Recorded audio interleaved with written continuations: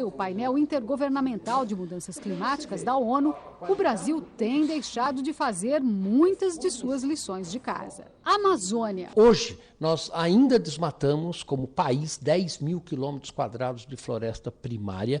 Isto é muita coisa. E a população que vive na região amazônica sofre com as emissões de queimadas, com doenças respiratórias, com dano ao meio ambiente visível. Poluição do ar. O combustível que a Petrobras fornece para a frota brasileira, infelizmente, ainda é de muito baixa qualidade. Isto poderia ser facilmente resolvido com um custo relativamente pequeno. E, com isso, milhões de pessoas respiraram um ar mais saudável. O que é que falta para que a gente acerte o passo, especialmente o Brasil acerte o passo? Precisamos coordenar melhor o trabalho dos municípios com os estados, com o governo federal, com o apoio da população, de organizações não governamentais e do setor empresarial, que também, parte dele, tem interesse em explorar de uma maneira sustentável os recursos naturais do nosso país. 700 horas de programação e mais de 4 mil loucos por computadores e tecnologia acampados até domingo no Centro de Exposição Imigrantes, na Zona Sul de São Paulo. Essa é a Campus Party, principal evento da internet brasileira que chega à 3ª edição. Éder faz a última checagem para não esquecer nada em casa. Esse aqui é meu computador, né? Aqui tá um notebook, um videogame, colchão inflável para poder acampar lá dentro, barraca, né? Monitor aqui embaixo, né? O que menos tem é roupa para levar. Para carregar tanta coisa, apelou para a ajuda de amigos que conheceu na internet. Bruno mora em Pompeia, próximo a Marília, no interior de São Paulo. Veio para a capital pela primeira vez e por uma razão especial. Eu espero, assim, estar entre meus irmãos ali, que curtem mesmo o que eu gosto. Aos 42 anos, Júlio vai trocar a rotina de mecânico pela da tecnologia. Faz um ano já que a gente está combinando isso. O destino da turma e da bagagem que mais parece uma mudança, um evento de inovação tecnológica, internet e entretenimento eletrônico, a Campus Party. No animado Centro de Exposições Imigrantes, hora de descarregar o veículo. Ainda bem que o lugar na fila já estava garantido. Eu cheguei às 7 horas, só que a gente só entrou 8 por causa dos portões, estava fechado aí, mas consegui um lugar bom aqui. A ansiedade para participar da Campus Party é tanta que os campuseiros chegaram cedo. A fila já está formada e tem gente que nem espera entrar no campus para se conectar. Consegue viver essa internet, faz parte da nossa vida aqui, sangue. Na entrada, filas para o registro dos participantes e dos números de série de todos os equipamentos. Acesso autorizado, eles não perdem tempo, dão um jeito nas barracas. É confortável essa barraca? Não, nem um pouco. Mas a gente dá um jeito, né? E logo correm para os computadores. O que eu mais gosto de fazer é jogar. O que você achou aqui do ambiente? Eu achei muito legal, viu? Vai ser uma semana de troca de informações, experiência e uma oportunidade para novas amizades. Aqui, a sede de todos é por novidades no mundo virtual. A gente tem palestra, mini curso, tem bastante coisa para aprender, assim. Quem quer cada área específica, tem robótica, tem games. Quem gosta de aprender, aqui é um bom lugar. Está dada a largada para a maratona cibernética. E pelo que parece, eles não vão se desconectar tão cedo. Somos hoje a maior festa da internet mundial. Acontece aqui no Brasil, em São Paulo. E hoje é o aniversário da cidade de São Paulo. Então, parabéns, São Paulo. Vamos desfrutar esse evento conectado em 10 gigabytes.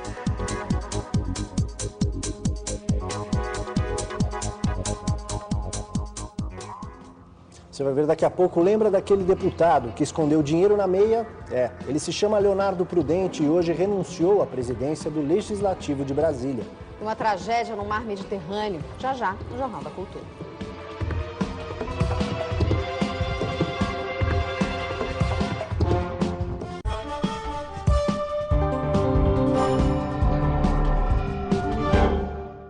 A minha vontade é tentar achar caminhos novos.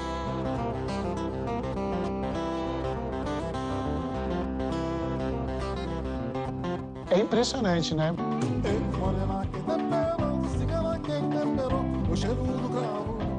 Como funciona essa criação, não sei.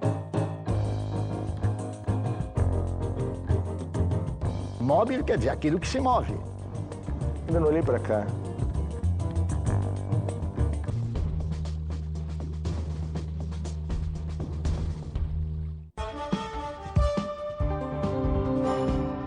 Durval Barbosa, ex-secretário do governo do Distrito Federal e que denunciou um suposto esquema de propina, pede para adiar o depoimento à CPI da Câmara Legislativa. Hoje, o deputado Leonardo Prudente, que guardou o dinheiro nas meias, renunciou à presidência da Câmara. Partidários do governador José Roberto Arruda fizeram muito barulho na frente da Câmara Legislativa. No plenário, a base aliada chegou disposta a retomar o controle da situação. O deputado Leonardo Prudente deixou a presidência. Na carta de renúncia, nenhuma explicação. Para a oposição, uma manobra. Com a renúncia, a Câmara tem uma semana para escolher o substituto. Sem votos para eleger o presidente, a oposição não vai mais conduzir os processos contra o governador e os aliados. O deputado petista Cabo Patrício, que ocupa o posto provisoriamente desde que Leonardo Prudente foi afastado pela Justiça, diz que não vai entrar na disputa. Na minha opinião, não dá para continuar a presidência da Câmara. É importante que alguém da base, então, assuma logo a presidência da Câmara Legislativa, enterre todas as investigações e aí faça o serviço que o governador Arruda pretende fazer, que é empurrar tudo para debaixo do tapete. A base também quer encontrar brechas na decisão judicial que obriga a Comissão de Constituição e Justiça a substituir a deputada Eurides Brito. O corregedor da Câmara, ex-secretário de Justiça de Arruda, promete recorrer. Vou pedir à mesa diretora que, se entender assim, por deliberação da maioria, faça o recurso necessário. Mas o grande golpe para a oposição foi a suspensão do depoimento de Durval Barbosa. O aliado que denunciou o governador, o vice, secretários e deputados ia depor amanhã a CPI da corrupção e pediu adiamento, argumentando que o que disser pode prejudicar a defesa dele no inquérito a que responde na Polícia Federal. A CPI pode obrigar Durval a comparecer, mas não pode obrigá-lo a contar o que sabe. Ele tem a prerrogativa de ficar calado. Agora, até semana passada, as informações que nós tínhamos é que ele iria depor e iria colaborar, inclusive, com os depoimentos. Foi uma manobra. E agora já com a participação do Durval. Um avião explodiu no ar e caiu no Mediterrâneo. O Boeing 737 da Ethiopian Airlines levava 90 passageiros e tripulantes. Não há notícias de sobreviventes. O avião tinha acabado de levantar voo do aeroporto de Beirute, no Líbano, com destino a Addis Abeba, capital da Etiópia. Após a explosão, o aparelho mergulhou no Mediterrâneo. Minutos depois, equipes de resgate já percorriam a área. Mais de 20 corpos já haviam sido recolhidos horas depois do acidente. Pedaços do aparelho e pertences dos passageiros foram encontrados no litoral do Líbano. Execução pela forca. Um ex-integrante do governo de Saddam Hussein no Iraque foi executado hoje em Bagdá. Ali Hassan, apelidado de Ali o Químico, foi condenado à morte por genocídio. Ele é apontado como o principal responsável pelo bombardeio com armas químicas contra um vilarejo ao norte do Iraque, habitado pela minoria curda em 1988. 5.000 pessoas morreram no ataque. Nesta imagem, Ali Hassan aparece no mesmo tribunal que condenou Saddam Hussein, executado em 2006. Você vai ver daqui a pouco. O menino pintor de 7 anos agita o mercado de artes da Inglaterra e já tem quadros disputados por colecionadores. E o principal astrônomo da Inglaterra acredita no contato com seres extraterrestres, já no Jornal da Cultura.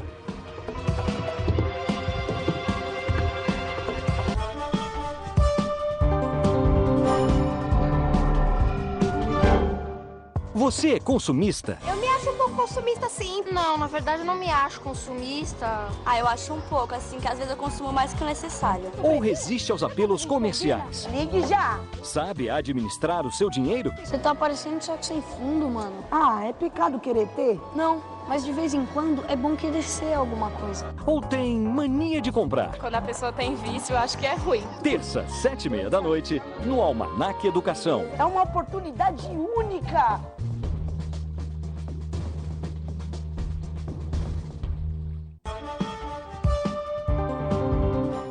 Seres extraterrestres a caminho da Terra. Desta vez, a previsão não é de qualquer caçador de objetos espaciais não identificados.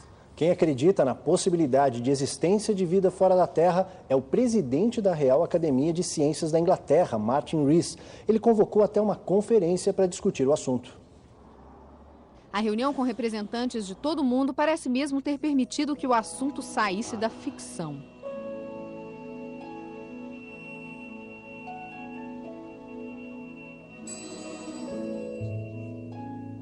De acordo com os pesquisadores, o avanço da tecnologia torna esta realidade cada vez mais próxima.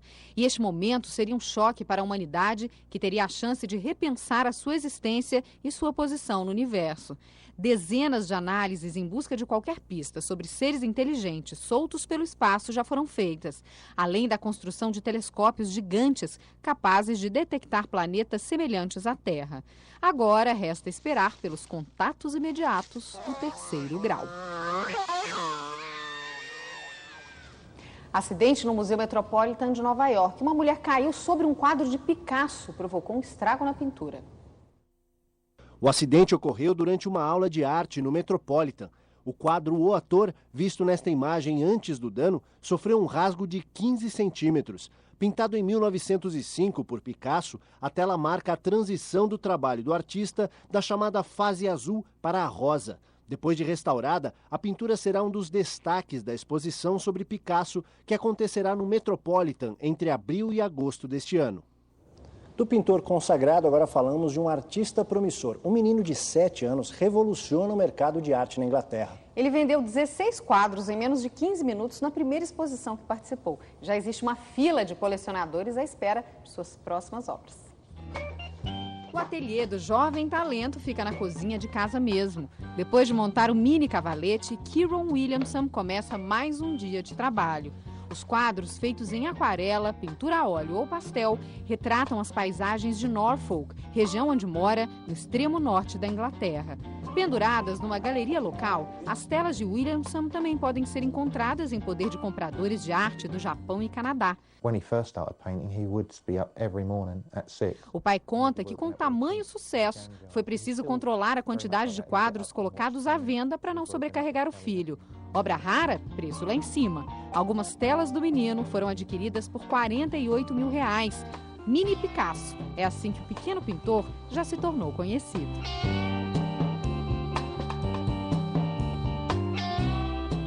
Termina mais um Jornal da Cultura. Boa noite e até amanhã. E a seguir no Metrópolis, especial de aniversário de São Paulo, uma expedição pelo Copan, tradicional prédio do centro da cidade, e a exposição numa área nunca vista pelo público no Mosteiro de São Bento. Boa noite, tchau. Tchau.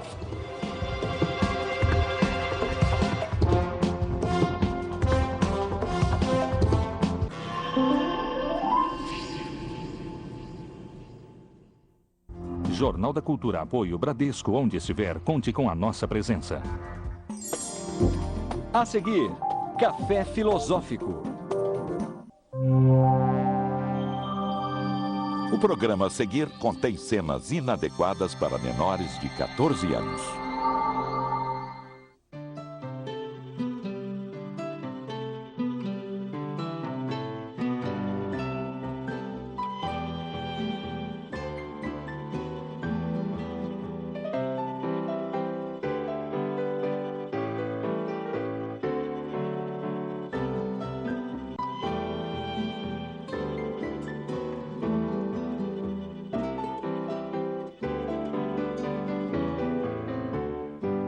O que está acontecendo com os homens? Tempos atrás, o selvagem e corajoso Tarzan era o modelo de masculinidade, um homem em contato com a natureza e os instintos. Hoje, o inseguro Homer Simpson, que prefere seu sofá a qualquer tipo de aventura, ocupou o seu lugar. De Tarzan a Homer Simpson, a masculinidade hoje. Neste Café Filosófico, o psicanalista Sócrates Nolasco explica como a cultura constrói a identidade. Aquela identidade que se construía a partir de determinadas representações, por exemplo, ser competitivo, estabelecer um parâmetro de assertividade no trabalho, quer dizer, assim, um ganho mais direto de status, de prestígio, e particularmente uma marca relacionada ao desempenho sexual, ela, se fosse problematizada, essa identidade é como se ela deixasse de existir, ou seja, é como se a experiência de se constituir enquanto homem não fosse uma experiência que se constitui junto com o sujeito,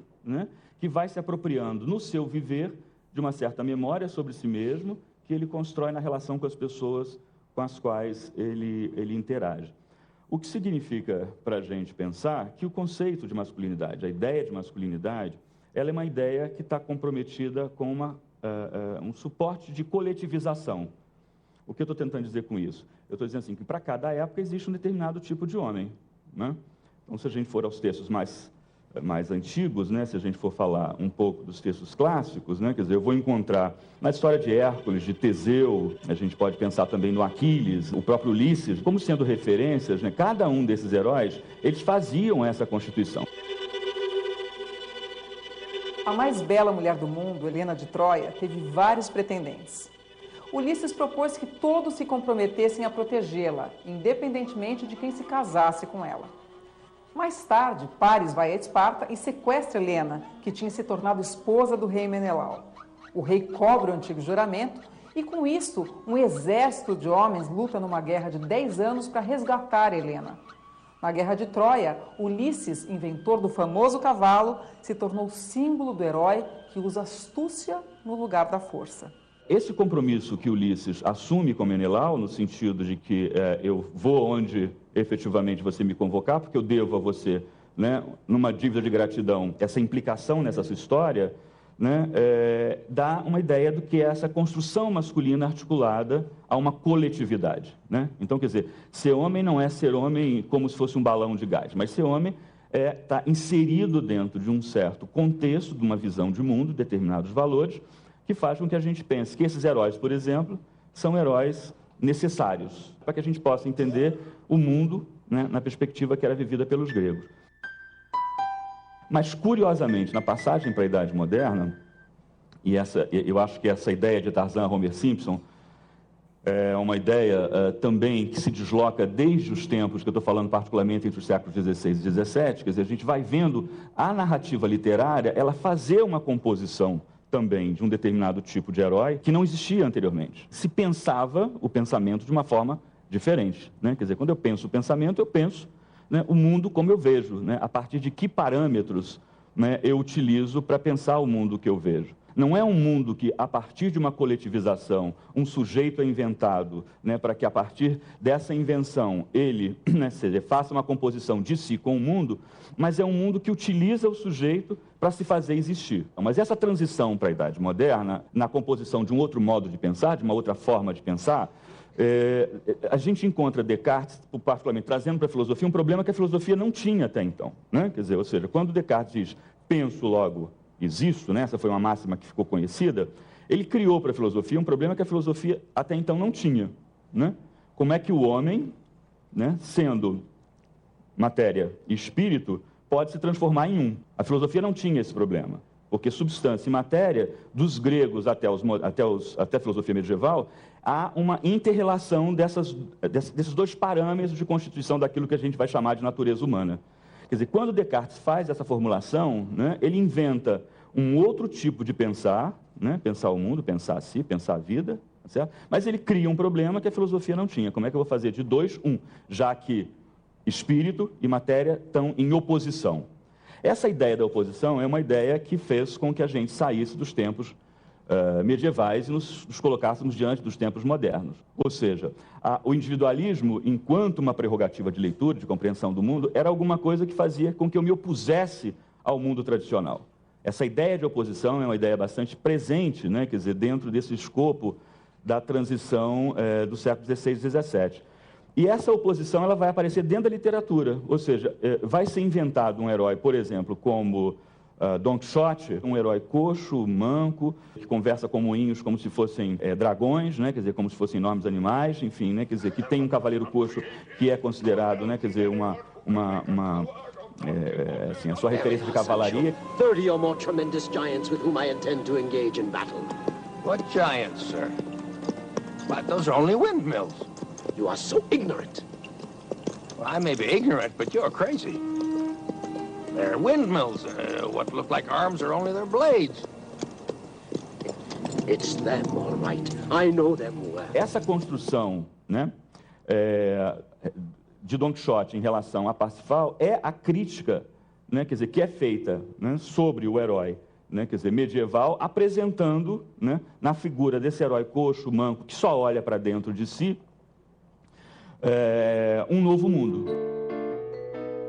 De tanto imaginar, um dia rompeu o elo que o prendia à realidade. Num estado febril e agitado, iniciou uma existência onde só existiam personagens de cavalaria andante. Eram gigantes para derrotar, castelos que deveriam ser assaltados, donzelas prisioneiras de algum tirano para salvar e legiões de bandidos para combater. Foi assim que, completamente transtornado, resolveu que seria cavaleiro andante e partiria com suas armas e seu cavalo em busca de aventuras e perseguindo justa fama. Esse mundo de se olhar para dentro, né, de poder olhar para dentro, foi um mundo que nasceu no século XVI, século XVI, XVII, e se opõe e faz essa oposição ao mundo tradicional. Só para vocês terem uma ideia, né, quer dizer, aquele quadro Lições de Anatomia do Rembrandt, que são os corpos sendo abertos e sendo monitorados, né, os corpos eles não podiam ser abertos. Não se tinha uma ideia de como é que se constituíam, né, homem e mulher, por exemplo, né, quer dizer, dentro do próprio corpo, porque era um ambiente sagrado, né, que ele está sacralizado, não precisa ser tocado. Quer dizer, com todas as movimentações que vão acontecer de perda, né, quer dizer, de espaço da igreja diante das famílias, né, quer dizer, de avanço da burguesia, enfim, todo esse movimento de reconstituição de quem vai falar sobre as famílias, avança um saber médico, um saber mais técnico, né, quer dizer, mais eficiente, né, e nesse momento os corpos começam a poderem ser abertos. E, curiosamente, quando se abrem, começam a ver que as igualdades, as semelhanças são muitas, as diferenças estão exatamente em cima das questões sexuais, né? Se a gente for reportar um outro romance, que é um romance criado, quer dizer, também nessa época, como no caso do Dom Juan, né, quer dizer, as primeiras páginas que o Tirso de Molina fala em relação ao Dom Juan, ela trata de um problema que é um problema moderno que não aparecia até então, ou seja, quando a primeira namorada dele está na cama com ele, né, levanta o candeeiro, olha, coloca no rosto dele, fala, mas você não é meu noivo? Né? E ele responde para ela, quem você quer que eu seja? Então, essa ideia de uma identidade que pode ser inventada, essa ideia de uma identidade que pode ser construída, né, é uma ideia moderna.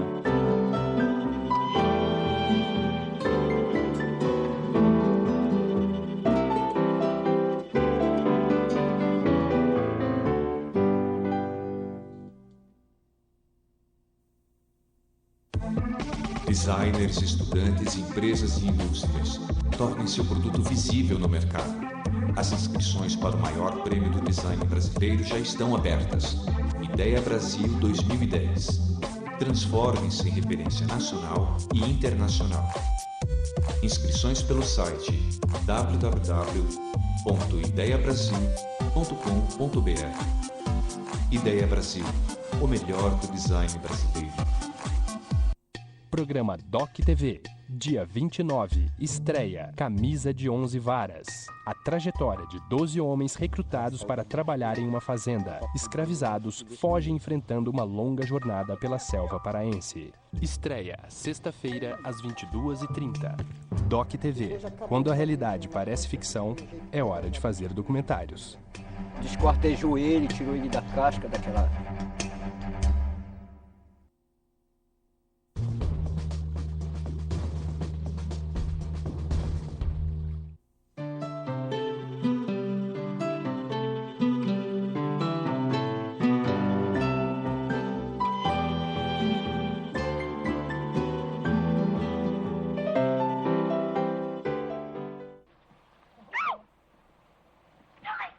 Depois da morte de seus pais, ele foi criado por macacos na África e ganha o nome de Tarzan, que significa pele branca. O personagem surgiu no romance Tarzan, o Filho das Selvas, de Edgar Rice Burroughs. Foi o primeiro de uma série de 25 livros. Outros escritores se apropriaram do mito de Tarzan, que não demorou a chegar aos cinemas. São 89 filmes com Tarzan no título. O primeiro deles é de 1919, Tarzan, um Homem Macaco. O cinema falado nos fez ouvir seu famoso grito.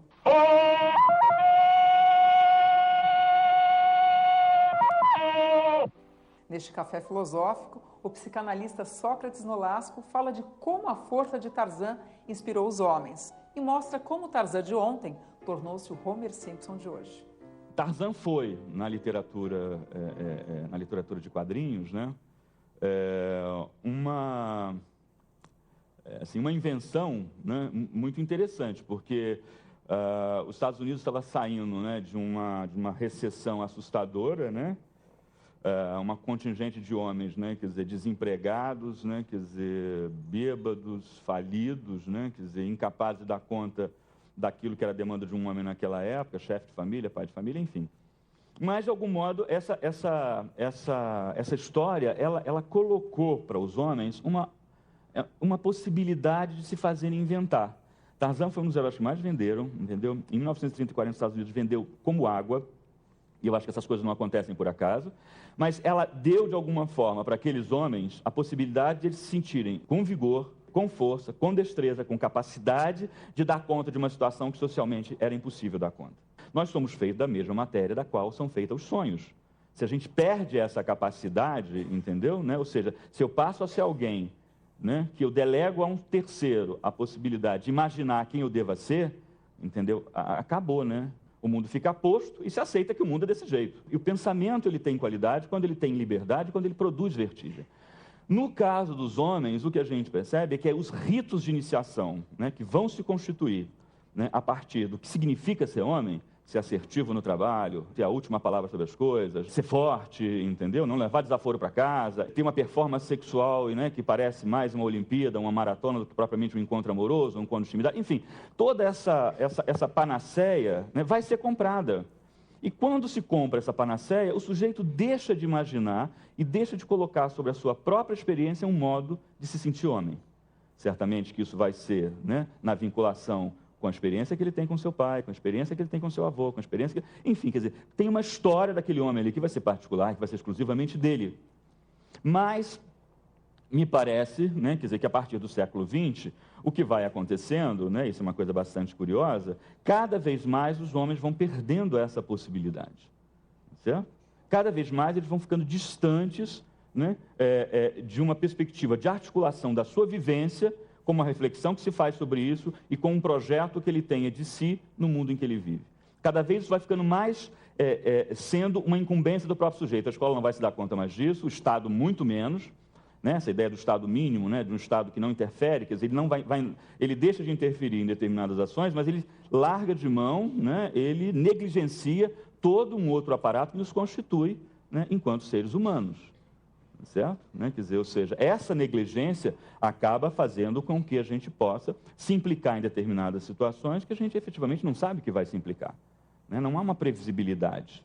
Né? Então, esse modelo que antigamente a gente via nas sociedades tradicionais, que você conhecia o dono da loja, que você conhecia o cara que cortava o tecido, que você conhecia o outro que produzia alimento, ele vai desaparecendo nas sociedades do hoje. Essa despessoalização, né? Essa desarticulação, ela trouxe alguns problemas e eu acho que a violência, ela aparece como sendo um dado sobre isso. Não algo que tem que ser aplacado, mas alguma coisa que tem que ser pensada, né? Alguma coisa que precisa ser compreendida, não na ótica da moral, nem na ótica da cura, mas na ótica do fenômeno humano, da própria experiência do fenômeno humano. Certo? Quer dizer, ou seja, há sempre uma possibilidade de fazer escolhas, desde que se tenha ferramentas para fazer isso, né? Nessas histórias sobre as quais a gente vive, né, e a gente vê nos dias de hoje, eu acompanhei um garoto durante algum tempo que os pais, ele tinha 14 anos, né, e os pais o levaram para começar uma análise porque ele estava batendo em todo mundo, entendeu? Mordendo lâmpada, ninguém já estava grande, né? Quer dizer, enfim, né? E ninguém conseguia conter. Mas o que é muito interessante é que a família, ela chega numa perspectiva assim, olha, conserta, tá aqui, ó, toma aqui, você conserta, resolve, arruma ele todo, entendeu? Porque do jeito que ele está, ninguém aguenta ele em casa, entendeu? E eu, num primeiro momento, né, eles saíram, né? Geralmente eu converso, né, com o garoto primeiro, enfim. Aí eu falei, você quer estar aqui? Aí ele falou assim, não quero estar aqui. Eu falei, eu entendo, né? Você imagina, né? Você vai que já que aqui do lado tem uma sala, entendeu? Eu vou te cortar inteiro, remontar inteiro, colocar direitinho do jeito que seus pais querem. Mas, se a gente olha o dilema dessa família, assim, ó, eu não sei o que eu faço com isso. É mais ou menos o que a gente vive, a gente não sabe o que a gente faz para andar na rua, o que a gente faz, entendeu? Né? Quer dizer, com as direções de vida. Não se sabe. Mas o problema não é não saber, o problema é você achar, entendeu? Que a resposta já está pronta e que você vai resolver, né? Quer dizer, no momento seguinte. Ou seja, a vida ela vai se encadeando, né, sempre em processos. Toda vez que a gente se apega, se vincula, né, dentro de uma dimensão temporal, a vida escapa. gente percorrendo um pouquinho, né, quer dizer, o que o Foucault falava enquanto uma referência, quer dizer, como se fosse, precisamos hoje de sujeitos úteis economicamente e dóceis politicamente. A natureza é alguma coisa que deve ser domada, né, assim como a violência, né, alguma coisa que deve ser apropriada. Eu devo tutelá-la de algum modo, né, apesar de que ela pode ser uma referência de vertigem sobre o meu pensamento, né? Lembrando Bertrand Russell, ele dizia isso, a qualidade do pensamento ela está exatamente na capacidade de produzir vertigem, né? Quer dizer, quando o pensamento não gera vertigem, né, há que se duvidar, né, se ele está efetivamente se prestando para alguma coisa, né? Então, essa vertigem, né, quer dizer, que vai gradualmente desaparecendo, né, ou uma vertigem diante da perplexidade do mundo, ou uma vertigem diante da pergunta quem sou eu, enfim, mas essas vertigens que vão, né, quer dizer, sucessivamente desaparecendo, vão também fazendo com que a imaginação vá desaparecendo da cena, das cenas sociais, né, quer dizer, do mundo das sociedades, né? Ou seja, essa descaracterização da imaginação, é importante a gente marcar isso, porque entender um homem implicado com uma situação de violência é entender um homem que tem dificuldades de fazer com que a sua imaginação possa agenciar aquilo que o constitui, certo? Então, na incapacidade de imaginar, né, a violência surge como sendo uma forma de reiterar uma identidade que já não se sustenta. Com a chegada no final do século XIX, que já não existe mais nenhum tipo de compreensão que possa ser uma compreensão confiável. Ou seja, o Freud chega a dizer, né, que o sujeito não é mais sujeito da consciência, como Descartes havia imaginado, né? O Nietzsche chega a dizer, olha, essa história, entendeu, de que Deus ou que a verdade existe, entendeu, está totalmente desgastada, né? A verdade é alguma coisa sobre a qual a gente não consegue saber de onde é que veio, né? Porque não tem a forma para dizer, olha, esse é o verdadeiro, esse é o falso, né?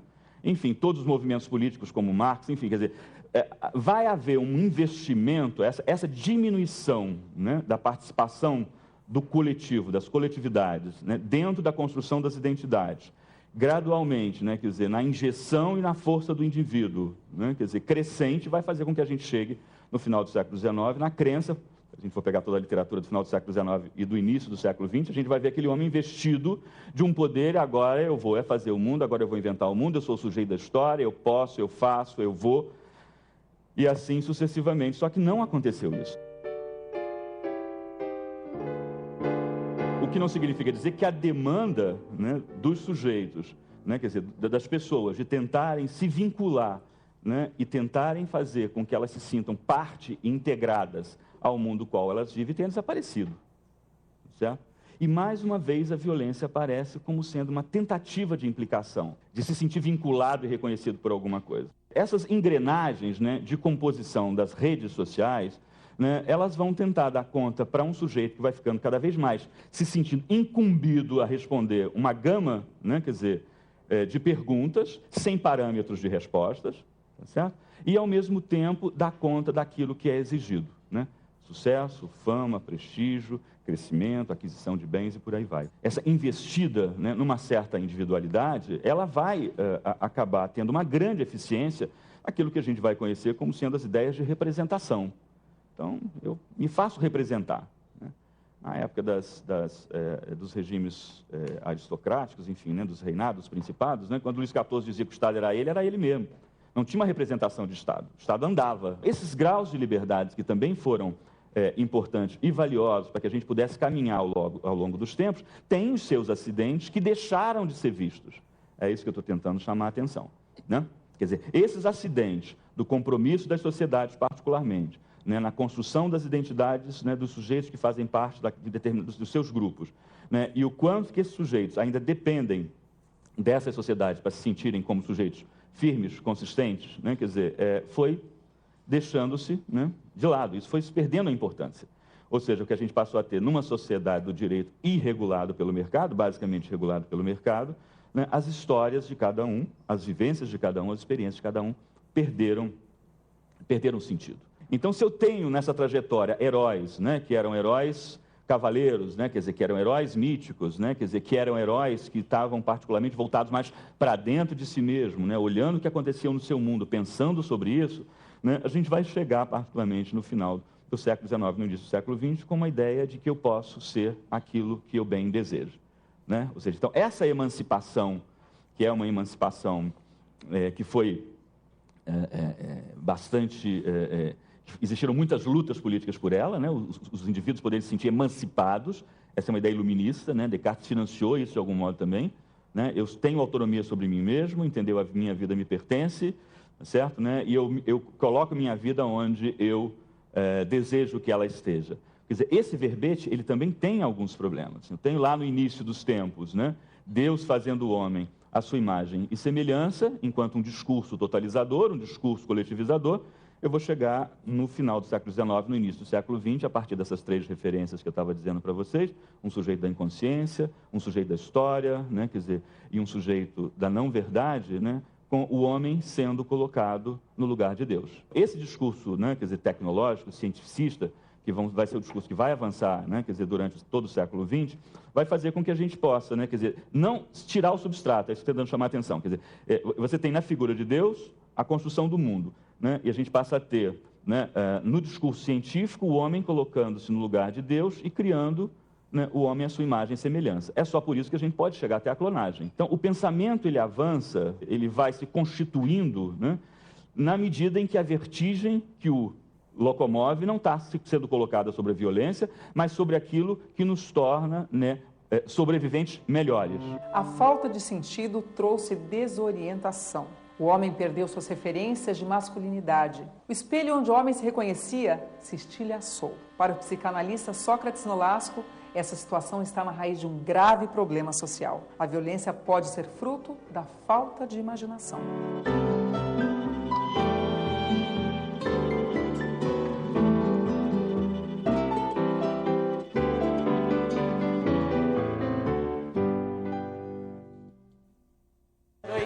Terça, 2 lindas vozes no Senhor Brasil.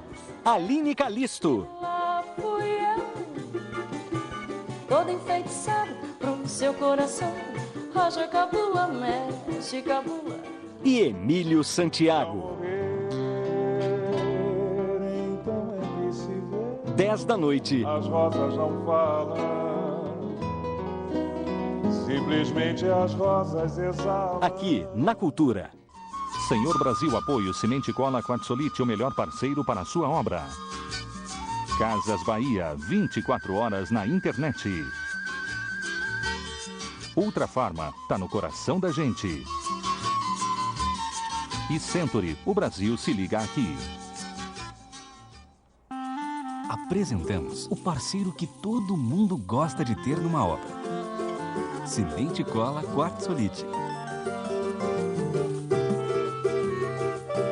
Ele ajuda você a produzir mais com menos esforço.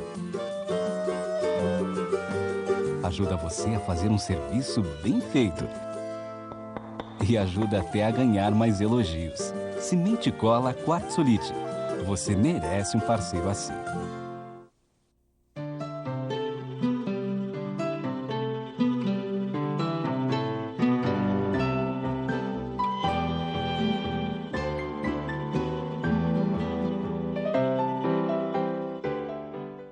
Branco heterossexual foi questionado por feministas, pelo movimento gay, pela militância dos negros. O homem branco hétero tornou-se um modelo a não ser seguido. Com os novos tempos, Tarzan teria se coberto de vergonha. O espelho do homem contemporâneo agora é o pacato Homer Simpson. Mas fica uma pergunta: será que essa figura do homem acuado gerou mais violência masculina? Para responder, o psicanalista Sócrates Nolasco. Os homens, infelizmente, diferente das mulheres, porque eu acho que inclusive as mulheres começaram, né, a discutir, né, toda essa noção do que significa ser mulher, né, enfim, o próprio movimento de mulheres, a própria constituição, né, de um sujeito emancipado, que é aquilo que eu estava dizendo para vocês, o mundo vai desaparecendo enquanto uma responsabilidade de construção do sujeito, né, e, por outro lado, vai dizendo, vai lá na frente que a gente só dá pilha para você, vai embora, entendeu? Vai embora. Então, os homens ficaram meio fora disso, né? Quer dizer, a gente tem nos movimentos de minoria as novas mitologias cotidianas. É o grande valor, né? E, então, se o Tarzan, ele na representação diz que o sujeito é esse que todo mundo conhece aí, né? Quem é o Tarzan, né? Gradualmente, ao longo do século XX, a gente vai assistindo uma desmontagem do Tarzan e vai chegar ao Homer Simpson. Esses discursos de emancipação, eles precisariam, né, a exemplo de ser um discurso de oposição ao posto é o homem que manda, o homem é, enfim, né, quer dizer, é o primeiro sexo, né, o homem é o que sabe de tudo, né?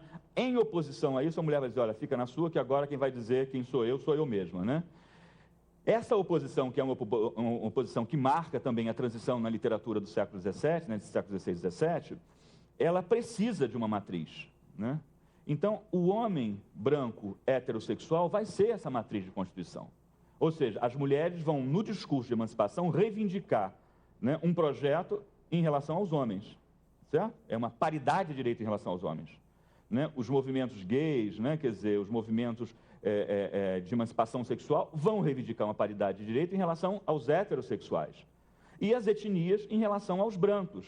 Então, a matriz homem branco heterossexual, ela se transforma numa representação do mal. Não é à toa que a gente vai encontrar na internet, né, quilos de movimentos da emancipação da raça branca, né, quer dizer, da apropriação da raça branca, do valor da raça branca, né? No Canadá está cheio, se vocês entrarem em sites no Canadá, está cheio desse tipo de constituição, né? Por que tem lugar para a mulher, tem lugar para os homossexuais, tem lugar, né, para as pessoas existem, e não tem lugar para os homens brancos heterossexuais, afinal de contas, né? Então, esse discurso da vitimização é um discurso que prevalece ainda nos dias de hoje, né? Como sendo o discurso que engendra a cena cotidiana, né? Quem é vítima de quem, né?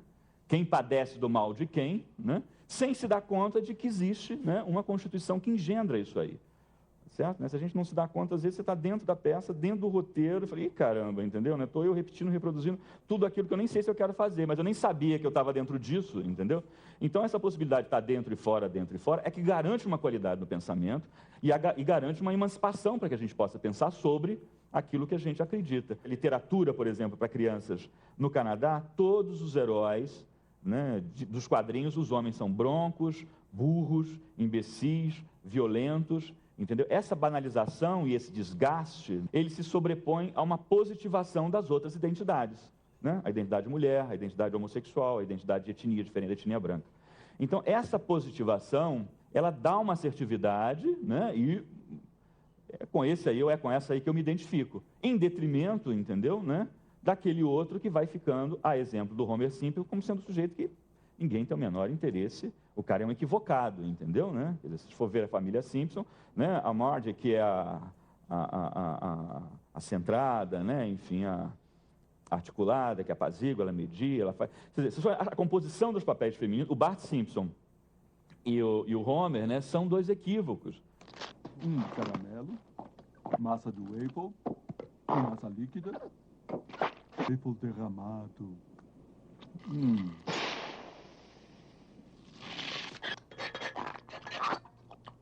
Não posso acreditar que você não vai mais à igreja, Homer.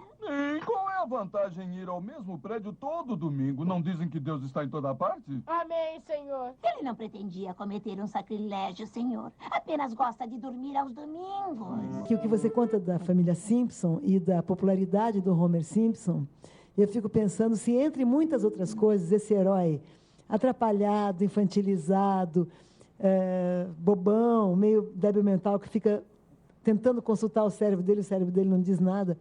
Mas se ele não é tão popular, que ele realizou, afinal de contas, uma fantasia secreta de todo homem, que é ter casado com a mãe. Porque ele realmente é filho da Marge, né? Da Marge Simpson. Cerca de 8 anos atrás, o Bart Simpson, ele bateu as vendas do Mickey Mouse nos Estados Unidos. Nunca tinha acontecido antes. Se comprou mais produto associado ao Bart do que ao Mickey. Entendeu? Quer dizer, para se ter uma ideia de que existe uma identificação, o tempo todo se constituindo, mas não é uma identificação que busca só se identificar, busca ser positivada, busca ser vista como algo que tem valor, né? E nesse escopo das sociedades de hoje, o homem branco heterossexual não dá ibope, entendeu? Efetivamente não dá ibope, né? Quer dizer, você está nessa categoria, você tem efetivamente... entendeu, né, que fazia um outro trabalho que antigamente não precisava, né? Eu costumo falar com uma amiga feminista, né, ela fica, enfim, ela tem sempre umas provocações em relação a isso, mas eu nunca vi as mulheres brigando para ser britadeira de rua, entendeu? Inclusive, britador de rua é uma profissão, assim, bastante, entendeu, né? Quer dizer, não são só os cargos executivos ou públicos, né? Parece que é agradável um homem ficar em cima da lambreta daquela, né, britando, tirando todos os órgãos do lugar, entendeu? Num sol a pino, não é um pouco agradável, né? Enfim, as coisas não são tão simples assim. Eu não sei se a mulher, o negro e o chinês o desejo é necessariamente de derrubar o homem, e sim de ter acesso a certas prerrogativas que eram deles. Falar no microfone, poder trabalhar fora, não é? Não precisar viver no gueto. Então, eu não sei se isso é um desejo dos outros, agressivo, querendo derrubar o cara do pedestal, ou se é uma fantasia masculina, quando ele teve que dividir esse pedestal. Tem duas comunidades africanas no norte da África. Uma delas é os Nuer e outros são os Baruias. Eles fazem um ritual de iniciação entre os 12 e 14 anos com os meninos, para saber o quê? Qual que vai ser o caçador, qual vai ser o guerreiro, entendeu? Basicamente, né? Quer dizer, existe até uma outra distribuição de rituais para saber, né? Quer dizer, a questão das chefias e a questão dos aspectos espirituais, mas esses dois são muito demarcados. E o ritual, entendeu? Para ser guerreiro, eles são esfolados nas costas, e os mais velhos, que são guerreiros, eles ficam olhando para ver se vão chorar ou não. Tá certo? Essa sociedade, ela contempla uma alternativa. Se o menino chorou, se ele não aguentou, o guerreiro não vai ser, mas ele pode ser caçador. As sociedades do Ocidente, elas não conseguiram estabelecer esse parâmetro. Ou se é esse homem branco heterossexual enquanto representação, não no sentido do nascimento, né, do sujeito empírico, tá certo? Mas ou ele é aquele ali, e geralmente esse percurso que eu fiz é uma masculinidade impossível, de você fazer, entendeu? De você ser esse homem dentro desse modelo representacional, entendeu? Mas, ao mesmo tempo, não foram criadas modelos semelhantes, do ponto de vista social, semelhantes a isso que eu estou falando dos Baruias e dos Nuers, entendeu? Ou seja, se ele não pode ser assim, então ele não pode ser nada. Não existia uma receptividade a uma distinção daquela matriz, porque aquela matriz organizava um único discurso. É como se a gente tivesse uma locução, entendeu? Então, ser homem é. Se você é homem, seja. Se você é homem, seja. Certo? O que eu estou falando é que há um endosso de todos os outros que não são homens brancos. Por exemplo, você hoje tem uma revista para qualquer tipo de etnia, onde, como a raça negra, enfim, né, quer dizer, para outras etnias, onde há uma valorização de tudo aquilo que ela é valorizado, entendeu, pela raça branca. Cabelo, modo... Você está entendendo? Quer dizer, não é uma coisa assim, aquele mundo era da mulher branca heterossexual. Não é isso. Aquele mundo que a mulher branca, né, negra, vermelha, enfim, ela também deseja aquele mundo, entendeu? É o acesso que a gente está falando, tá certo? Mas não é que aquele mundo pertença, né? Porque nos Estados Unidos, você vive hoje experiência com os negros, né? Quer dizer, de oposição aos brancos, de discriminação, entendeu? Isso é vivido hoje também, entendeu? Se você vai fazer uma problematização do discurso do politicamente correto, você vai ser visto como um sujeito, entendeu, né? Conservador, retrógrado, entendeu? Machista, isso no melhor, né? Assim, numa conversa civilizada, né? Porque se o negócio descer aí, é que vai ladeira abaixo mesmo.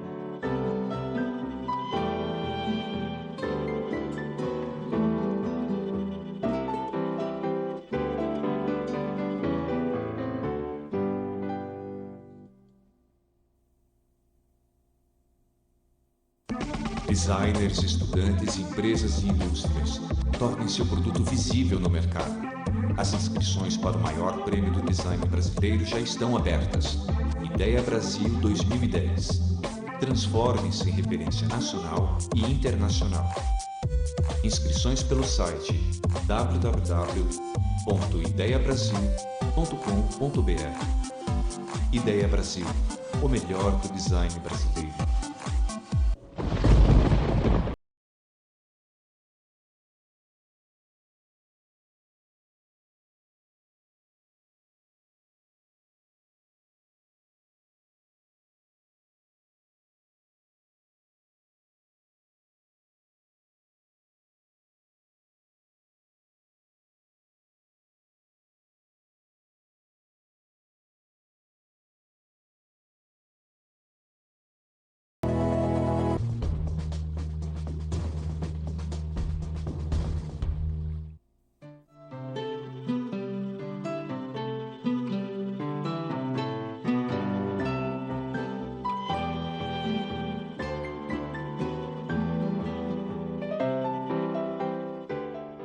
Basta olhar o jornal.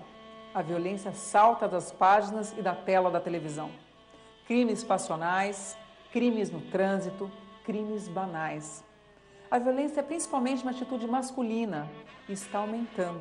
Para o psicanalista Sócrates Nolasco, na ausência de um modelo positivo, o homem marca a presença de maneira invertida. O herói virou pelo lado do avesso e agora quer chamar a atenção pela violência. Nessa ausência de discussão sobre tudo isso, né, quer dizer, que eu estou trazendo hoje para a gente poder pensar um pouco,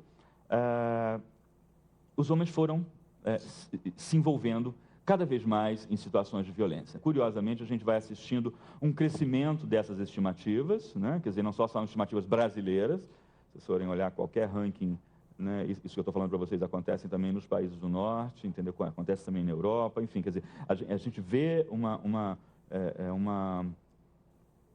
presença, né? Quer dizer, dos homens em situações de embate, em situações de violência, né?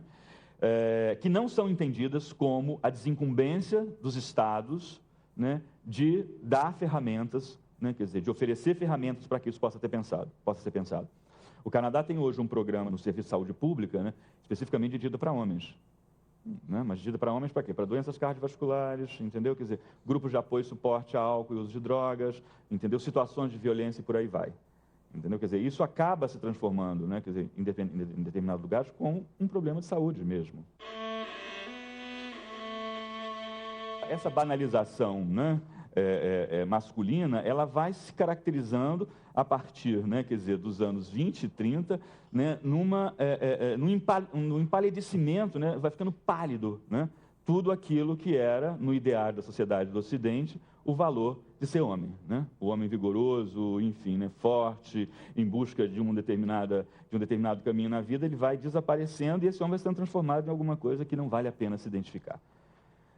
Isso é disseminado na cultura. E se a gente for pensar por esse cenário, a gente consegue estabelecer pelo menos algumas aproximações de entender por que as estatísticas de morte de acidente no trânsito, elas estão associadas, né, a meninos, né, na faixa de 17 a 24 anos. Né? Por que se morre mais de morte por causas externas por homens do que a própria AIDS?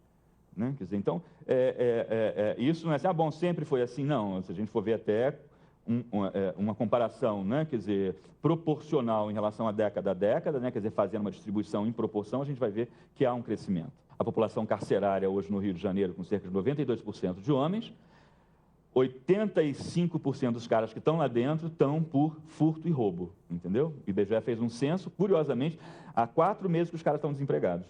Se entrou ali, aí que vai realmente ser uma indústria. Aquilo ali realmente é uma indústria. Entrou, não vai sair mesmo, né? Quer dizer, porque ali se consegue ter, porque a violência ela faz essa apropriação, né, do vigor, né, quer dizer, enfim, né, da tutela, né, quer dizer, de submeter a vítima, de humilhar a vítima, de se constituir enquanto um herói, né, quer dizer, ficar num certo pódio, né, de cena pública, agora todo mundo me vê, entendeu? Mesmo que seja no avesso, né? Mesmo que seja no avesso. É uma mítica do herói, só que é uma mítica de ponta cabeça, né? Isso pode ser em crimes em defesa da honra, como se via até um tempo, né? Isso pode ser crimes, entendeu? Né? Quer dizer, não só com relação à mulher, mas com relação também, né, a outros homens, né? Quer dizer, ou seja, se dá um embate entre 2 homens, já é história, né? Quem é que está armado, quem está com a pistola, né? Então, esse é uma tentativa de recolocação de um pódio que não está mais no registro interno, tá certo? Né? Quer dizer, ficou uma instabilidade, né, quer dizer, na modelagem dessas identidades, de uma instabilidade por falta de vínculos, né? O sujeito está sozinho, abandonado, largado. Essa é a ideia do sujeito que vai dar origem a um sujeito contemporâneo, né? De uma autossuficiência, né? De um isolamento, né? Quer dizer, isso é recorrente. Então, essa ideia de uma crise masculina, né? Quer dizer, a ideia de uma... os homens são mais frágeis que as mulheres, né? Essa já é uma discussão que ela vai polemizar e vai polarizar e vai recolocar as coisas do mesmo modo como estão. Essa ideia de uma crise é uma ideia que vai surgir lá no século XVI com essas novas invenções, né, quer dizer, literárias que eu estava me referindo. Mas ela vai se deslocar gradualmente para uma ideia de uma crise de identidade sexual, mais do que uma capacitação de produção de vínculos afetivos. Tá certo? Então, essa amiga feminista falou, olha, esse negócio de vocês dizerem que não se nasce homem se torna homem, se eu vou falar isso para algum amigo meu, ele, no mínimo, vai pensar um pouco sobre quem ele imaginava que eu era. Porque, para um menino, não tem essa lógica, se é homem ou não é homem. né? Enfim, né? A lógica masculina é essa, é ou não é, entendeu? Não tem essa coisa do vir a ser, eu estou vindo a ser um homem um dia, né? No cotidiano você não vê isso, né? Você é ou não é, entendeu? É ou não é. É uma lógica distinta de constituição, né? As mulheres têm, né? O vir a ser, né? O tornar, né? Então, e a Simone de Beauvoir, inclusive, ela foi bastante feliz, né? Porque ela fala de uma revolução quase que de pegar as armas mesmo, entendeu? E uma luta contra os homens. Ela diz que a única revolução que ainda, entendeu, não foi feita, né? Quer dizer, homens contra mulheres. Eu consegui descobrir na internet uma associação no México, uma associação de mulheres violentas. Inclusive, eu gostaria de pensar assim, algumas distâncias, porque estão todas armadas, entendeu? É um negócio um pouco assustador, mas existe, faz parte, entendeu? Quer dizer, a ideia de democracia de hoje é que pode tudo, né? Essa ideia de que não tem acidente, eu posso tudo, né? Então eu posso até, né, matar, eu posso até, entendeu, né? Quer dizer, construir qualquer tipo de parâmetro sobre o mundo ou sobre a vida, não importa muito, né? Quer dizer, ganha-se na diversidade, mas há de convir que isso tem que estabelecer um próprio diálogo sobre o que é essa diversidade. A civilização, ela trouxe um ganho, efetivamente, não tem a menor dúvida disso. Né? Se morria com 35 anos, com 30 anos, com 20 anos, né? A gente inventou a penicilina, inventou uma série de coisas. Quer dizer, a ciência trouxe também um discurso de emancipação e um discurso de apropriação. Agora, não é o discurso exato, nunca vai ser. Certo? A gente está sempre se remetendo a uma ideia de acidente.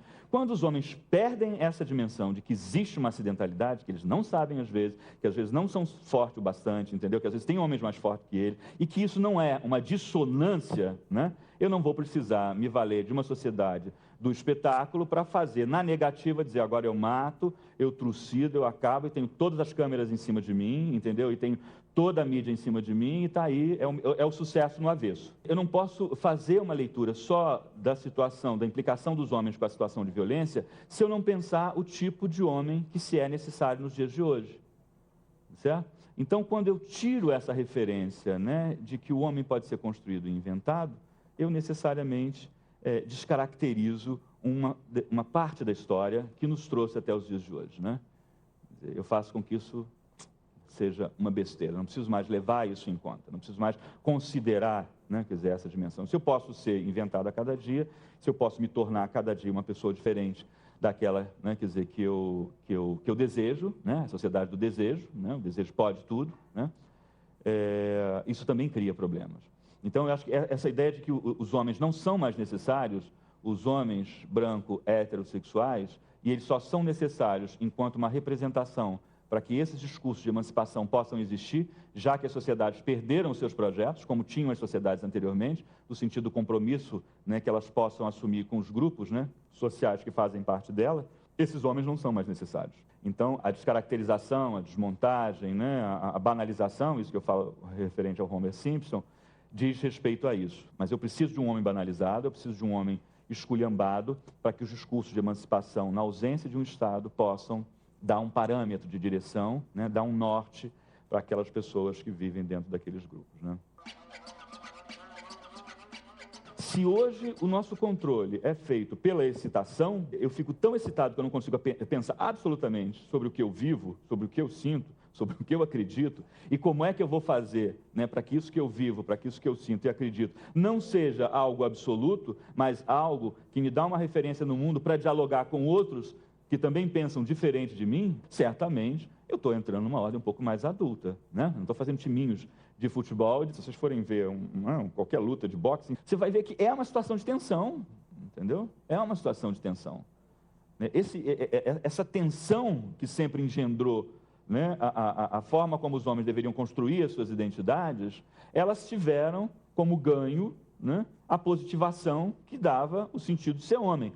Na medida em que eu tiro a representação que positiva, tá certo? Eu tenho atenção sem a representação. Atenção sem a representação o pau vai rolar. O sujeito não sabe o que ele faz, então ele fica como um compulsivo que briga, bate, né? Quer dizer, essa ideia né, quer dizer, de cada vez beber mais cedo, né, de garotos de 14, 15 anos, que não conseguem chegar perto de uma menina para convidar para alguma coisa, porque se sentem, entendeu, por baixo, vão tomar um fora, vão não sei o quê, enfim, aquilo, então passam a mão na bunda, puxam o cabelo, tem que contar para quantas transaram. É uma tentativa de positivar alguma coisa. É uma tentativa de se fazer valendo num mundo em que ele não se sente valendo absolutamente nada.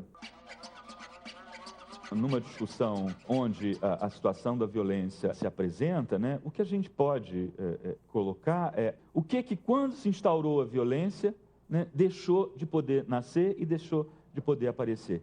E certamente, né, quer dizer, nos casos dos homens, né, é uma incapacidade de gerenciamento da sua própria vida emocional. A paixão pela vida, né, ela é uma apropriação da nossa experiência emocional, mas ela é, sobretudo, uma capacidade de a gente poder gerenciar sobre isso. O Nietzsche, quando fazia a imagem, né, de que o homem é um sujeito em cima de um leão, entendeu? Né, em que ele circula, né, fazendo o leão uma associação ao mundo emocional, né, quer dizer, isso dá uma tarefa, né, para quem está sobre isso aí, né, de apropriação da sua própria vida. Eu acho que a liberdade de pensamento, a liberdade para se amar, né, quer dizer, a liberdade para se implicar numa vida produtiva, ela passa sobremaneira pela nossa capacidade de produção de vínculo, quer sejam homens, quer sejam mulheres. Né? Quer dizer, como no caso dos homens, isso sempre ficou sendo visto como algo que deprecia, desqualifica, entendeu? Né? Coloca em xeque essa identidade supostamente dita como identidade genital, porque não dá nem falar que é sexual, é genital, isso ficou embargado, né? E a violência vem, de algum modo, para restituir e reparar esse vigor, né? Essa perda de força, essa perda de positividade, de se sentir que é uma pessoa de valor. Até o próximo Café Filosófico.